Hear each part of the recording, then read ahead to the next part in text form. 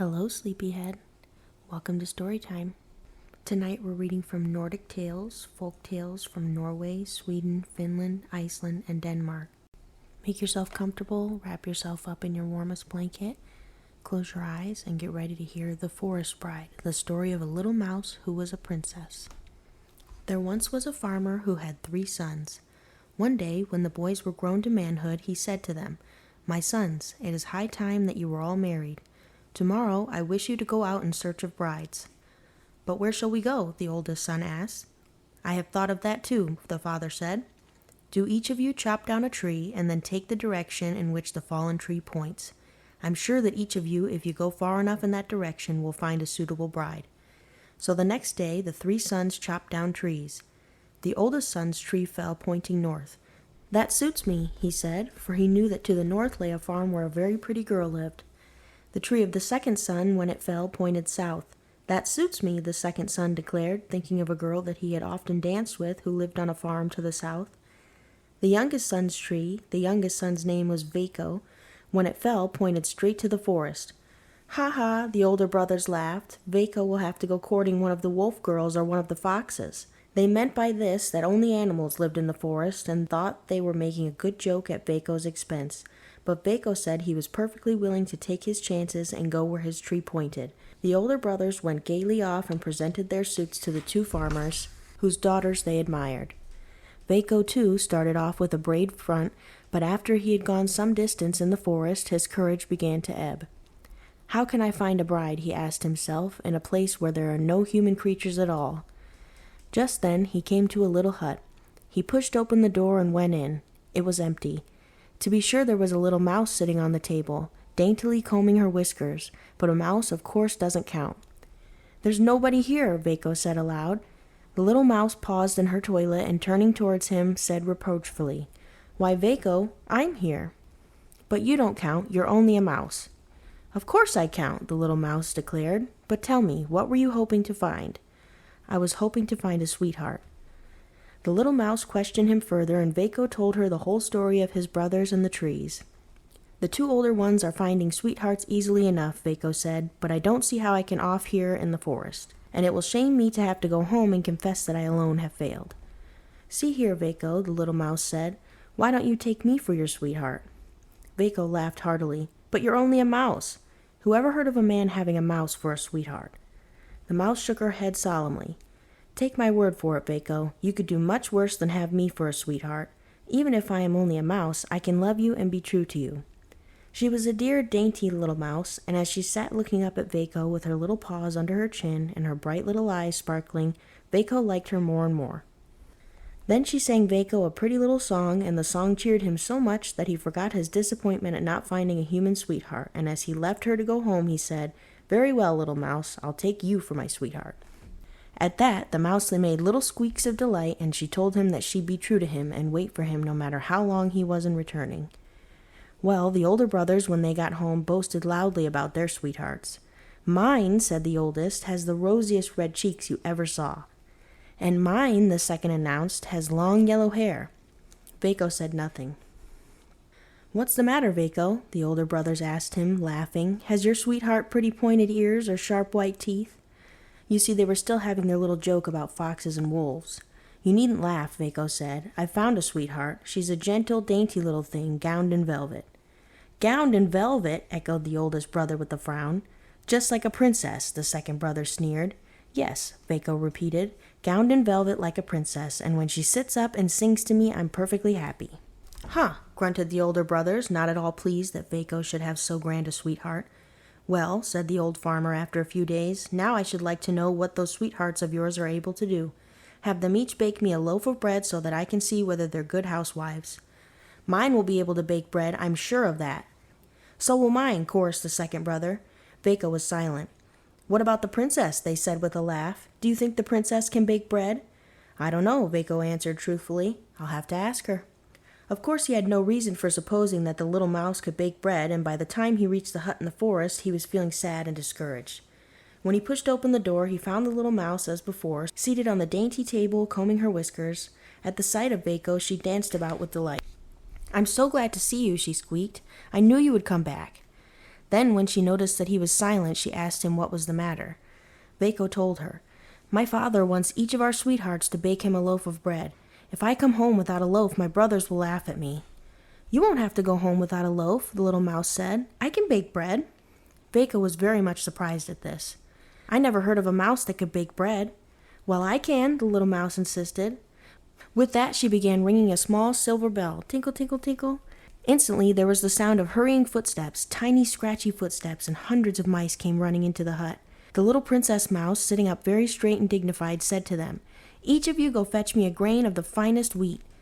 All the mice scampered quickly away and soon returned one by one, each carrying a grain of the finest wheat. After that, it was no trick at all for the Princess Mouse to bake a beautiful loaf of wheaten bread.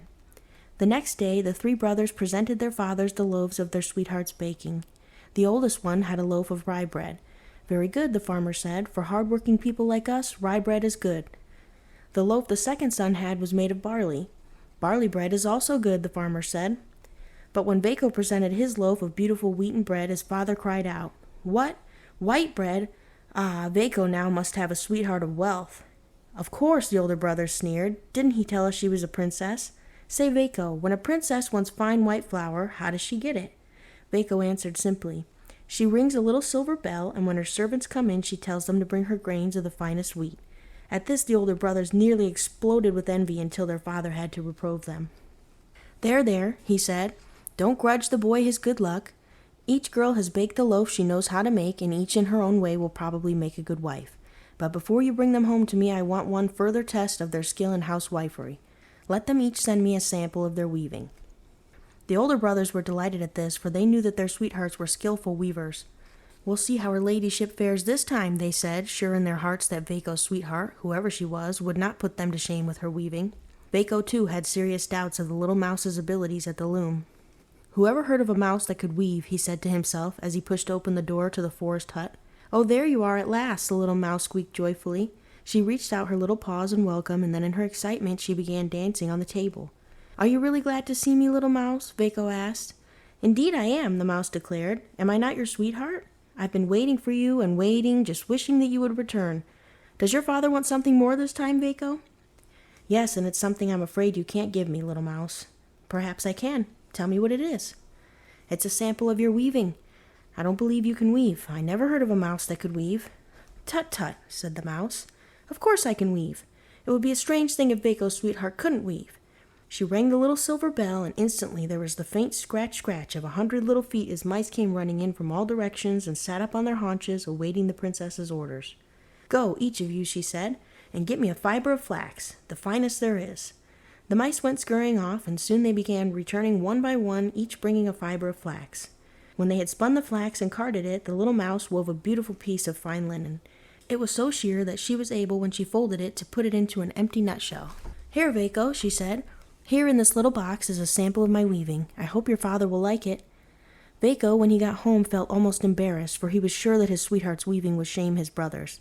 So at first he kept the nutshell hidden in his pocket. The sweetheart of the oldest brother had sent as a sample of her weaving a square of coarse cotton. "Not very fine," the farmer said, "but good enough." The second brother's sample was a square of cotton and linen mixed. "A little better," the farmer said, nodding his head. Then he turned to Vaco. "And you, Vaco, has your sweetheart not given you a sample of her weaving?" Vaco handed his father a nutshell, at sight of which his brothers burst out laughing. "Ha, ha, ha," they laughed. "Vaco's sweetheart gave some a nut when he asked for a sample of her weaving." But their laughter died as the farmer opened the nutshell and began shaking out a great web of the finest linen. "Why, Vaco, my boy," he cried, "however did your sweetheart get threads for so fine a web?" Vaco answered modestly. She rang a little silver bell and ordered her servants to bring her in fibers of the finest flax.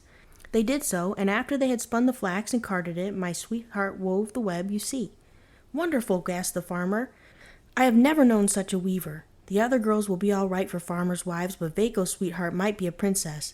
Well," concluded the farmer, "it's time that you all brought your sweethearts home. I want to see them with my own eyes. Suppose you bring them tomorrow." "She's a good little mouse, and I'm very fond of her," Vaco thought to himself as he went out to the forest, "but my brothers will certainly laugh when they find out she is only a mouse. Well, I don't care if they do laugh. She's been a good little sweetheart to me, and I'm not going to be ashamed of her." So when he got to the hut, he told the little mouse at once that his father wanted to see her. The little mouse was greatly excited. "I must go in proper style," she said. She rang the little silver bell and ordered her coach in 5. The coach, when it came, turned out to be an empty nutshell, and the 5 prancing steeds that were drawing it were 5 black mice. The little mouse seated herself in the coach with a coachman mouse on the box in front of her and a footman mouse on the box behind her. "Oh, how my brothers will laugh," thought Vaco. But he didn't laugh. He walked beside the coach and told the little mouse not to be frightened, that he would take good care of her. His father, he told her, was a gentle old man and would be kind to her. When they left the forest, they came to a river which was spanned by a footbridge. Just as Vaco and the nutshell coach had reached the middle of the bridge, a man met them coming from the opposite direction. "Mercy me," the man exclaimed as he caught sight of the strange little coach that was rolling along beside Vaco. "What's that?" He stooped down and looked, and then with a loud laugh he put out his foot and pushed the coach, the little mouse, her servants, and her 5 prancing steeds all off the bridge and into the water below.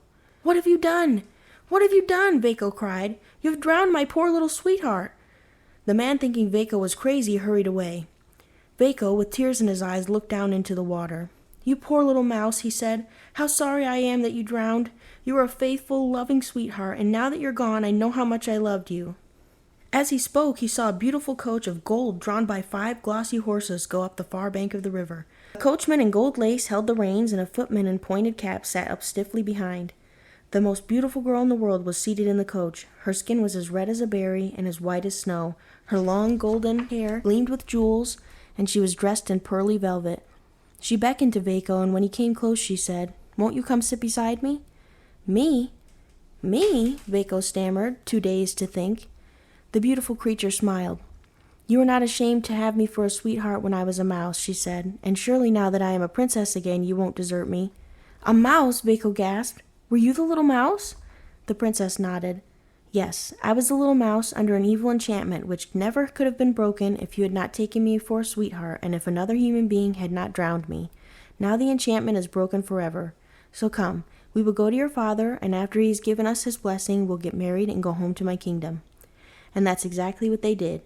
They drove at once to the farmer's house, and when Vaco's father and his brother's sweethearts saw the princess's coach stopping at their gate, they all came out bowing and scraping to see what such grand folk could want of them. "Father," Vaco cried, "don't you know me?" The farmer stopped bowing long enough to look up. "Why, bless my soul," he cried, "it's our Vaco." "Yes, father, I'm Vaco, and this is the princess that I'm going to marry." "A princess, did you say, Vaco? Mercy me, where did my boy find a princess?" "Out in the forest where my tree pointed." "Well, well, well," the farmer said, "where your tree pointed. I've always heard that was a good way to find a bride." The older brothers shook their heads gloomily and muttered, "Just our luck. If only our trees had pointed to the forest, we too should have found princesses instead of plain country wenches." But they were wrong. It wasn't because his tree pointed to the forest that Vaco got the princess. It was because he was so simple and good that he was kind even to a little mouse. Well, after they got the farmer's blessing, they rode home to the princess's kingdom and were married. And they were happy, and they should have been, for they were good and true to each other, and they loved each other dearly. That's all for now, little moon. Sleep tight. Don't let the bed bugs bite.